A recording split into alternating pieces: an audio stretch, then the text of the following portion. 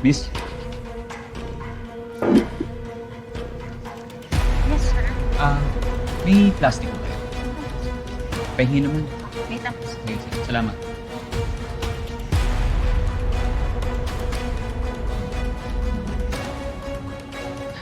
Thank you. Thank you, thank you.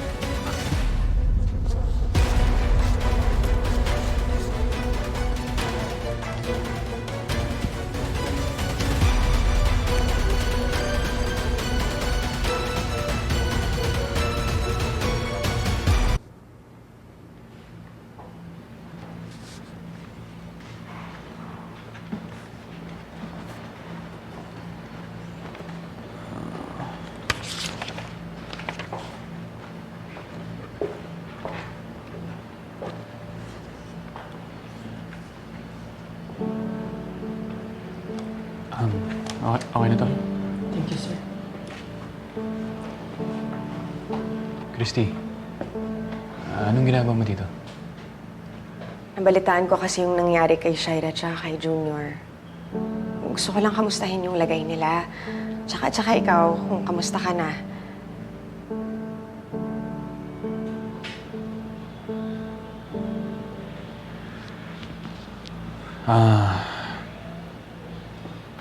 Christina, appreciate ko yung pagdalaw mo ngayon. But I think it would be best kung hindi muna kayo magkikita ni Shaira. At sa tingin ko rin mas makakabuti kung simula ngayon mag-iiwasan na tayong dalawa.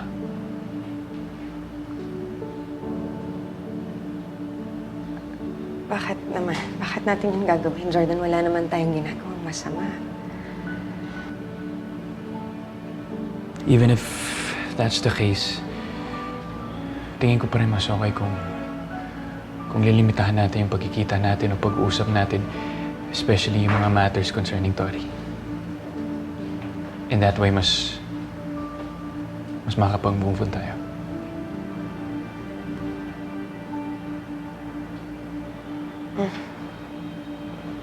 Tama ka. Oo nga, mas mabuti nga yun. Mas makakamove on tayong lahat. Thank you. Alam ko maintindihan mo ako.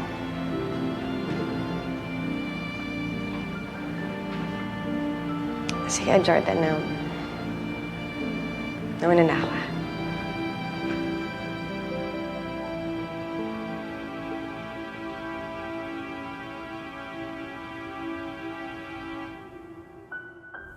Ano ba pagkakaiba ng specialized DNA testing sa standard paternity test?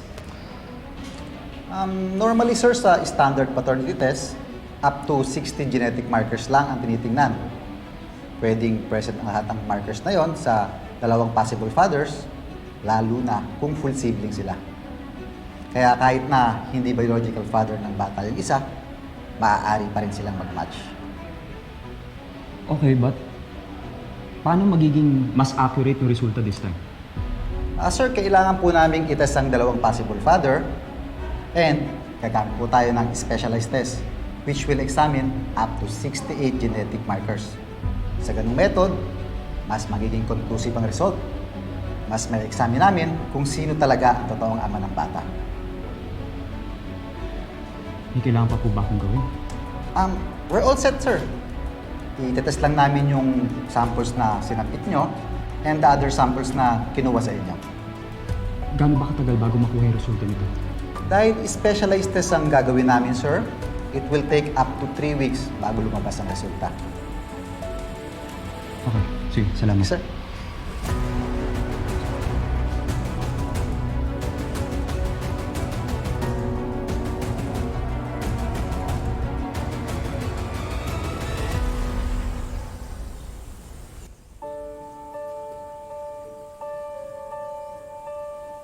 It would be best kung simula ngayon mag-iiwasan na tayong dalawa. Jordan, wala naman tayong ginagawang masama. Tingin ko pa rin mas okay kung lilimitahan natin yung pagkikita natin o pag-uusap natin, especially yung mga matters concerning Tori. In that way, mas makapag-move on tayo. Binigay lahat ng kaya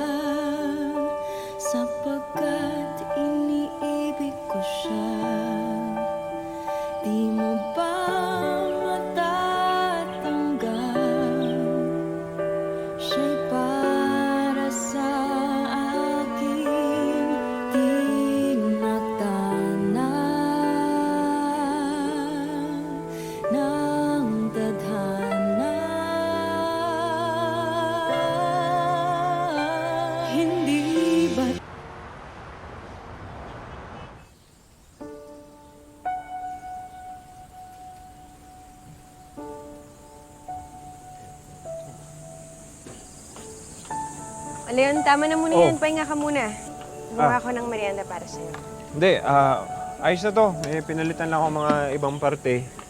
Kaya gumagana na ulit ng aircon nyo. Salamat. Baka may mga iba ka pang appliance na gustong ipagawa sa akin para masulit na may punta ko. Hindi na, okay lang. Kung papagawa ko man yun, hindi na kita abalahin. Ikaw naman kasi, imbis na nasa talyer ka, dito mo inuubos oras mo. Alam mo, Christy, kahit hindi mo naman ako i-text na pagawa itong aircon, pupuntahan naman talaga kita ngayong araw na ito. Bakit?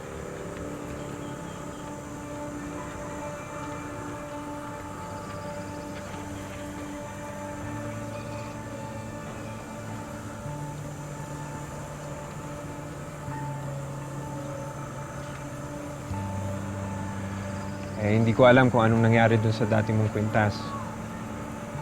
Hindi ko alam kung nawala mo o baka tinapon mo na lang kasi hindi pa tayo nagkakaayos. Pero, ayan, bilang kapalit sa dati mong kwintas. Bangus, tanggapin mo to bilang tanda na. Ano po yung sasalayan niyo? Siguro hindi mo na naaalala pero napaka-espesyal sa akin ang araw na ito, Christy. Dahil ito yung anibersaryo ng kasal natin sa Kuta.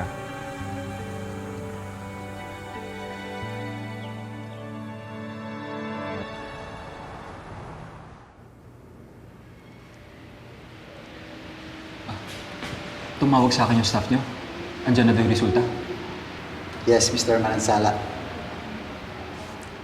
Here's the result of the specialized DNA test that we conducted between your brother, Mr. Jordan Manansala, and the baby.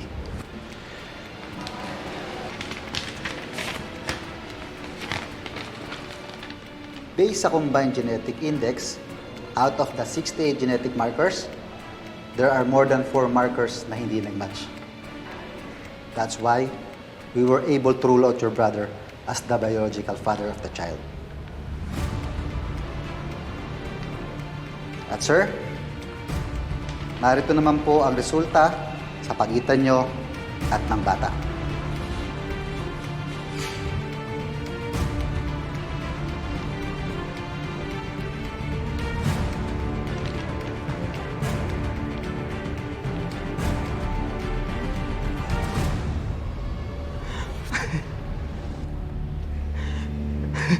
Ako ang ama niya.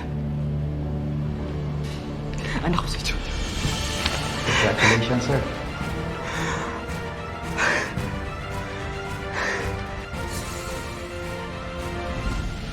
Ay, natanggap na ulit kita, Leon. Ano ibig mo sabihin? Pumapayag na akong maging girlfriend mo. Talaga tayo na? Huwag kang magagalit ah. May kasalanan kasi ako sa iyo. Anong sinasabi mo?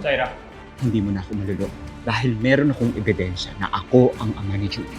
Oras na para malaman ni Jordan ang buong mundo lahat ng kasinungalingan. Jeff,